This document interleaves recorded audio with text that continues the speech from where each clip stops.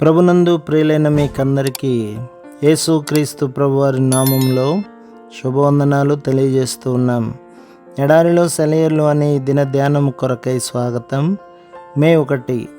అబద్ధమాడనేరని దేవుడు అనాది కాలమందే వాగ్దానము చేసెను.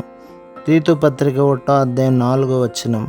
విశ్వాసం అంటే ఒక విషయం తప్పకుండా జరుగుతుంది అనే ఒక రకమైన సంకల్ప శక్తిని మన మనస్సులో పెంచుకోవడం కాదు. దేవుడు ఈ మాట చెప్పాడు కాబట్టి జరుగుతుందనే సత్యాన్ని గుర్తించడమే. ఆ మాట నిజమని ఉల్లసిస్తూ దేవుడు పలికాడు కాబట్టి ఇక చీకు చింత మాని ఉండడమే విశ్వాసం అంటే. విశ్వాసం అనేది మనకి దొరికిన ఒక వాగ్దానాన్ని భవిష్యవాణిగా మలుచుకుంటుంది. అది ప్రస్తుతానికి వాగ్దానమే కాబట్టి మనం సహకరించకపోతే దానికంటూ ఒక అర్థం ఉండదు. అయితే దాని విశ్వాసానికి జోడిస్తే అదే ముందు జరగబోయే విషయాన్ని ఇప్పుడే తెలుసుకోవడం అవుతుంది. మనలో ఓ నమ్మకం కలుగుతుంది, ఇది తప్పకుండా జరిగి తీరుతుంది. ఎందుకంటే దేవుడు అబద్ధమాడడు కాబట్టి. చాలామంది ఎక్కువ విశ్వాసం ఇమ్మని దేవుణ్ణి ప్రార్థిస్తూ ఉంటారు.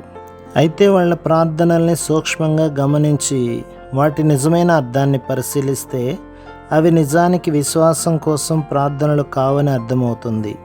వాళ్ళు కేవలం తాము విశ్వసించిన దానిని ప్రత్యక్షపరచమని ప్రార్థన చేస్తుంటారు. నిజమైన విశ్వాసి ఇది నాకు మంచిని చేకూర్చేది గనక దేవుడు నాకు ఇచ్చాడు అనడు. ఏమంటాడంటే, దేవుడు దీన్ని నాకు ఇచ్చాడు గనక ఇది నాకు మంచిదన్నమాట. విశ్వాసం అంటే చీకట్లో దేవునితో నడుస్తూ తన చేతిని వదలకుండా పట్టుకోమని దేవుణ్ణి ప్రార్థించడమే. నీ విశ్వాసంపై విశ్వాసాన్ని కాదు, తనపై విశ్వాసాన్నే అడిగాడు.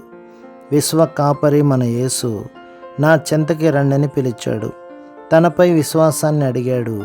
వెలుగు నీడల్లో విశ్వసించండి, విశ్వాస ఫలాలను ఆయన నుండి ఆశించండి. ప్రభు మిమ్మును, మీ కుటుంబమును, మీ సంఘమును దీవించి ఆశీర్వదించునుగాక. ఆమేన్.